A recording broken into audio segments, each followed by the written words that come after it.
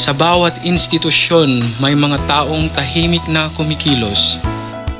Mga lingkod na hindi humihinto sa pagtupad ng tungkulin. Sila ang haligi ng bawat matagumpay na paaralan. Ang mga kamay na gumagabay sa takbo ng araw-araw na serbisyo. Siya si John Nestle Gortiza, isang tapat na non-teaching personnel. Araw-araw niyang ginagampanan ang kanyang mga tungkulin sa pag-aasikaso ng mga dokumento, pagtulong sa mga guro. Aktibo rin siyang tumutulong sa pamamahagi ng SBFP supplies. Tinutulungan ang Parents Teachers Association. Napapanatili ang kaayusan, kalinisan at kahusayan sa paaralan.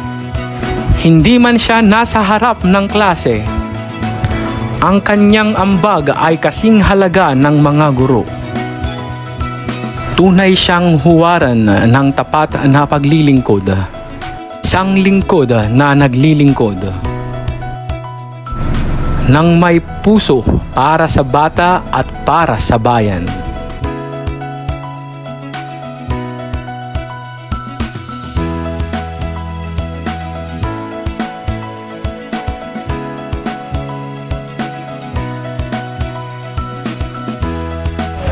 Araw-araw akong nagsisikap, hindi para sa parangal, kundi para sa paaralan at sa komunidad na aking kinabibilangan.